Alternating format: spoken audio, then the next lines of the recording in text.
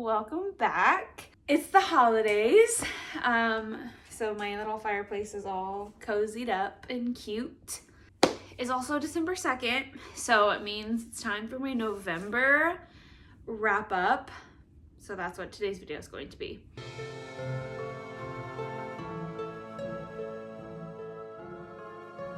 So officially in November, I read 7 books, sort of. I'm gonna count it 8. It's kind of a weird vibe. So one of the books, the first book I'm gonna talk about, I finished on November 1st, but I read mostly in October. And the last book I'm gonna talk about, I read mostly in November and I finished it yesterday on December 1st. So it's kind of just like a weird thing. But a couple things before I get started. This is basically my last month of pregnancy. Yay. So little guy is gonna be here hopefully within the next 5 weeks, which is crazy. So I'm not sure how my videos are gonna be.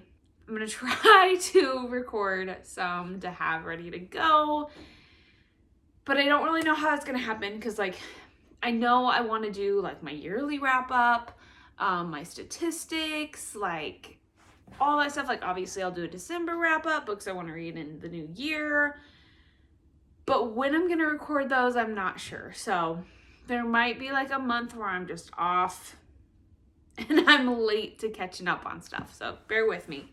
But I'm not going anywhere. I don't plan on it. And I think that was really the only announcement I have. I don't really have any other announcements. So let's get into what I read this month.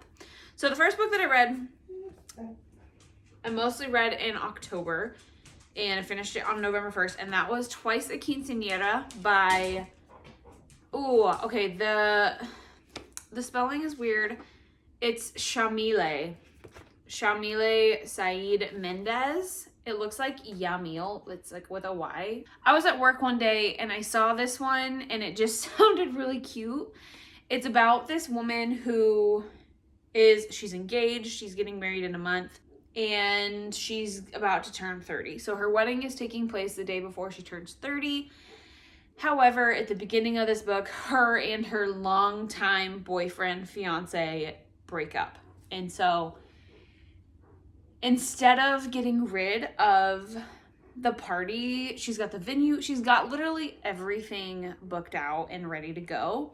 She decides to throw herself a quinceanera, which is like your 15th birthday celebration in Latina culture. And so like all her family from, I think she's Argentinian, if I remember correctly. They're all coming back anyway, so like why not throw this big party? Her name is Nadia, and we get another point of view from a guy named Marcos, who is working for his parents who own the venue. His mom passed away a few years ago and his dad is having Alzheimer's, so he's stepping up to kind of help fill in for a little bit. Marcos and Nadia actually have a past, and they were a thing for just a tiny bit in college and like totally like love at first sight basically, but they split off and never saw each other again. So now he's in charge of the venue and she is like trying to have her quinceanera there. And so obviously they kind of hit it up. It's really cute. I would say like this isn't a huge plot driven book. It's definitely very heavy in the character development. I was disappointed. I really wanted to see the quinceanera in action and like have a huge party and like kind of get those vibes and just love it. The quinceanera took probably 3 pages at the very end of the book. So there's a lot of like the planning and getting to know the families and stuff like that. And so I still enjoyed it for that reason. But I was a little sad that the quinceanera was small. I wanted to see that. I don't remember what I gave this. Probably like 4 stars. It was good though. I did enjoy it. And this is the library's copy. I was reading it and I spilled tea on it. So I water damaged it, and I was like, just charge me, and this is now my copy. Gotta love that. And everything else that I have to talk about is a digital copy, so we'll get into that. So the next book that I read kind of took me a while, and that was The Golden Enclaves by Naomi Novik. This is the third book in the Scholomance trilogy. The first book was Deadly Education, and then there was The Last Graduate, and then there was The Golden Enclaves. This was kind of a little bit of a letdown as the final installment in this trilogy. It did not go anywhere how I thought it would. It was still good, but really only the last 30% of the book was what was good. I felt like it was really slow. So the Scholomance trilogy is about these wizards, you could call them technically. They have magic, which they call mana. And then there's like bad magic, which is called mal. I don't even know, because there are like bad wizards who use bad magic are called maleficers. And then there's also these like monsters and creatures that are called maleficaria, and they're dangerous and they try to kill you. So anyway, the Scholomance is this school that's kind of like set off in the void. Children are sent there kind of at their own protection to learn their magic and build their mana, so that way when they come out, they're able to not get eaten by these mouths like they would in the real world. So our main character, her name is Elle, which is short for Galadriel, and she's kind of an outcast, and she's like prophesized to like bring death and destruction upon, I don't know, the Enclaves or whatever, or something along those lines. I don't even remember at this point. And then we have this guy named Orion, who is basically everybody's hero. Like, he saves everybody's lives from all these maleficaria, because even though they're at the school is loaded with these monsters trying to kill all the students. So students do die. It just happens. And then when it's your senior year, you go down to the basement floor and you basically try to just, it's almost like a giant obstacle course, and you try to leave the school and not get eaten by the maleficaria. I really enjoyed the first two books while they were in the school. It was very good, because the second book is about them like trying to leave. The third book was just kind of a letdown. I felt like the story was really, really slow. And if you're new to Naomi Novik's writing, it's kind of hard to get used to. She is very detailed and narrative. So she will like have pages that are just like a paragraph, and you're like, oh my goodness, I can't even get a breath in, because it's just like solid sentence after sentence after sentence.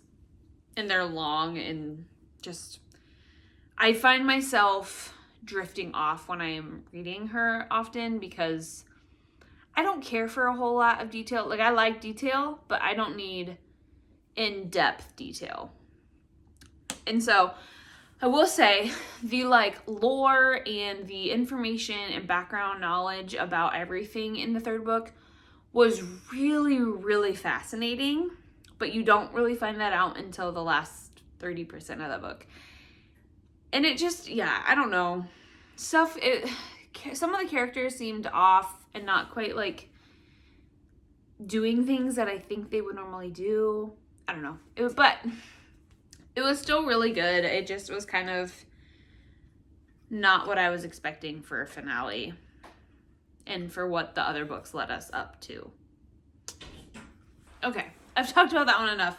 We'll move on. The next two books are part of the same series, and that was 2 audiobooks. I listened to Cursed Fates, which is book 5 in the Zodiac Academy, and I listened Hi, baby. Can you lay down?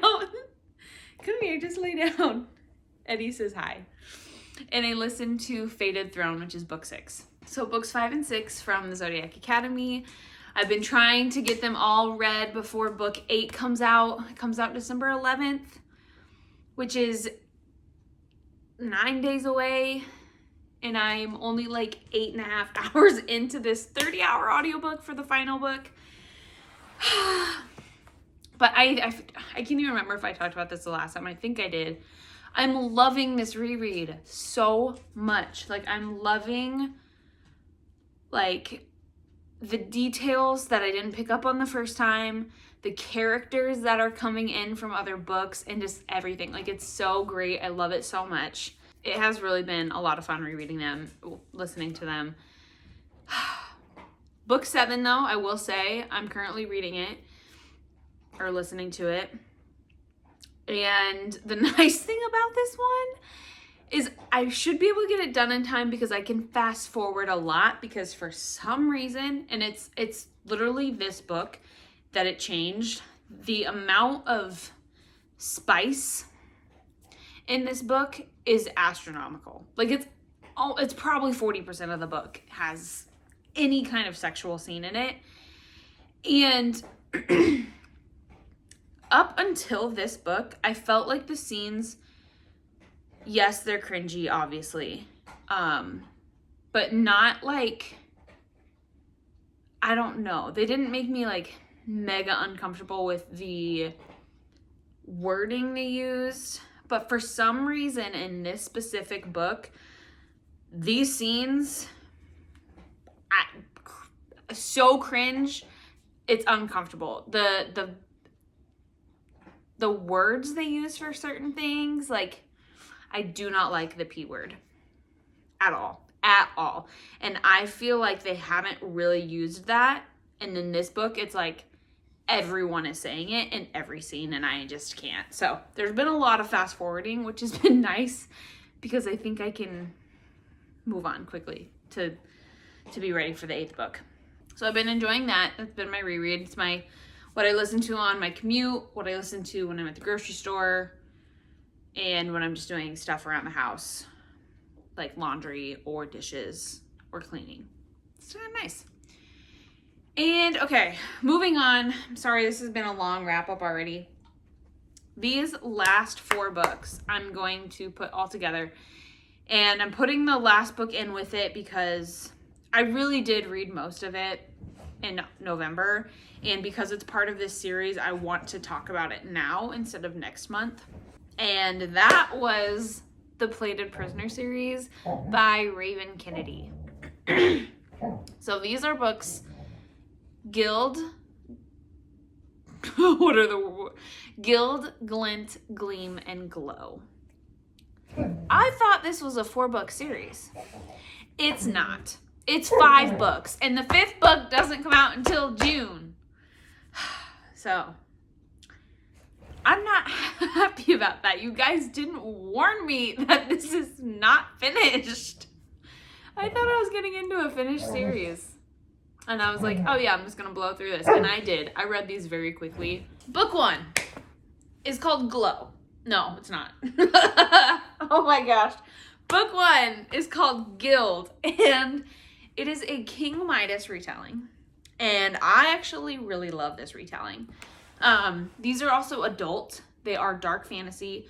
There are some trigger warnings you should look up if you need them. I really, really, really love this series. I love the characters. So our main character, her name is Auren. She is King Midas's favored. She is gold, completely gold, head to toe, bleeds gold, cries gold, you know. I just said something that you guys didn't get to hear because I'm cutting it out because I don't know when that happens. Anyway, she is Midas's gold touched. So he kind of has her in his castle, which is completely gold, obviously. And she is basically she's in this ginormous bird cage. So she can walk through the castle, but it's within the confines of this cage. So like there are additional rooms added on that have like a cage extension kind of. And then like her own personal hallways. I don't even know what to say about the first book. So in the first book, King Midas is moving. So there's these 6 kingdoms, and he is the king of 6th kingdom. And the king of 5th kingdom and him are like allies, and they want to like attack someone else. And then when Midas is traveling to 5th kingdom, he sends Auron off on her own with like guards and like traveling people in his saddles, which are his whores. So they go off, but they end up getting like thwarted or cut off or like stopped by these like snow pirates. So then stuff happens. So this is a very character driven storyline. There's not a whole lot of plot, especially in the first and second book. Everything that happens within these books typically happens in the last 20 to 30% of the book, which is okay for books like this. I think it works. I like it a lot, actually. Though it can seem slow at times, I found the writing style to be really easy and quick paced. So like I was able to fly through these books like really well. The first book is maybe shy of 400 pages. The second book is just over 400. And then the third book is 600 something. And the fourth book is 700 something. Even though they do get longer, they're still really quick reads. And the characters, like we're introduced to more characters in the second book and then in the third book. And even the fourth book. Like, and it's really great. I love the characters so much. And I feel like the first 3 books didn't really leave us on that big of cliffhangers. However, the fourth book, the one that I thought was the freaking final book in the series, leaves you on the worst cliffhanger ever, and I was not ready for it. It's frustrating. Yeah, it's frustrating, and it's even more frustrating because the first book, I'm pretty sure, is every single chapter except for the very, very last chapter, which I think is the epilogue, is Auron's point of view, and then we get King Midas's. And then in the second book, we add on a third point of view. Maybe, I think it's just 3. And then the third book, we add on another one, maybe another couple. And then the fourth one is a lot of different point of views. And I love that. I love that a lot. And it makes for the cliffhanger to be that much bigger because you see all these things that are happening simultaneously, and it's just like gonna explode. Like it's nuts. And if you've read the series, please let me know your thoughts on the fourth book and the cliffhangers, because like I'm so ready for it. Anyway, the book was so good. Like the series is really good. Gotta wait till June for the 5th one. And it's the final book called Gold. And I'm just really excited. I've loved these a lot more than I thought I would. Those were the books that I read in November. November was a really good reading month for me. It was 8 books. And according to Storygraph, it was 3,700 pages. However, if I'm adding in the 8th book that I read, which was Glow, and that was 720 pages, it's more like 4,400 pages. So that's how much I read in November, which is mind-blowing because I don't feel like I read that much. But I think it's also accounting for the audiobooks, which I didn't technically read those pages, but we're counting it. Anyway, that was November. It was awesome. And now it's Christmas. I don't have any Christmas books to read, and I'm sad, and I'm disappointed in my book of the month. So we'll talk about that in my book of the month video, whenever that gets here. And I have 2 Christmas books on hold at the library, and I don't know if I'm going to get them before Christmas time, and it makes me really sad because I really want to read a Christmas book. I do have a couple that I own that I could reread if I really, really, really want a Christmas book, or I could probably find some for free on Kindle Unlimited. Let me know what your guys' favorite book of November was, and what are you looking forward to reading in December. I can't believe it's the last month of the year. I can't believe I'm literally about to pop a child out of me soon. I hope you guys have a fantastic week, and I will see you guys in my next video. Bye!